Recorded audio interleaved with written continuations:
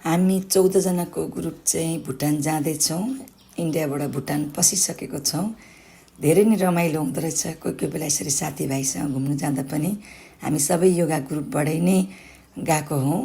यो चाहिँ भुटानमा हामी हिँडिरहेको छौँ र अब हामी एउटा गाडीमा चढेर झरनातर्फ लागिरहेको छौँ। धेरै नै रमाइलो भइरहेको थियो।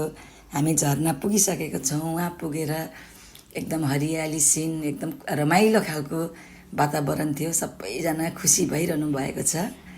अनि हामी कफी निकाल्यौँ, अब पकौडा निकाल्यौँ र कफी पकौडा खान थाल्यौँ।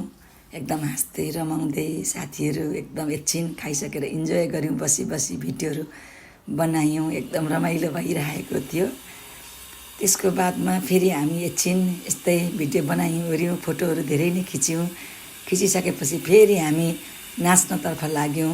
आफै मुखैले गाना गाउँदै बाजा पनि बजिरहेको थियो र गाना गाउन थाल्यौँ। भोक लाग्यो, पानीमा एकछिन खेल्यौँ।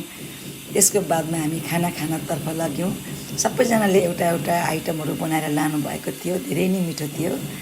सबैजना इन्जोय साथमा खाइ नै रहेको छौँ खानाहरू। त्यस खाना पछाडि फेरि खिरहरू पनि लानुभएको थियो। खिरहरू पनि खायौँ। पुलाउ धेरै नै थियो आइटमहरू, खिर पुरी पुलाउ फेरि पछाडि खायौँ।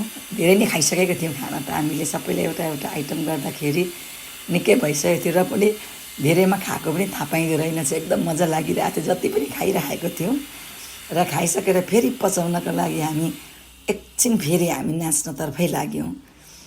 एकछिन नाच्यौँ, थाक्यौँ पनि, नाच्यौँ पनि, हेर्दैछौँ पनि, फोटो पनि खिच्दैछौँ। त्यसको बादमा हामी अब रात पर्न आँटिसकेको थियो। 5 बजेको थियो। हामी आफ्नो बाटोतर्फ लाग्यौँ। कसैलाई भारी भएर टाउको पछाडि बोकिरहनु भएको छ। त्यसमा पनि मजै थियो।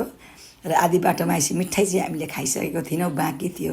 फेरि त्यो मिठाई हामीले रसमलाई निकालेर सबैजना मजाले बाँडेर फेरि बाटोमा रसमलाई खायौँ। खाइसकेर हामी आफ्नै घरतर्फ 6:30-7 बज्न लागिसकेको थियो।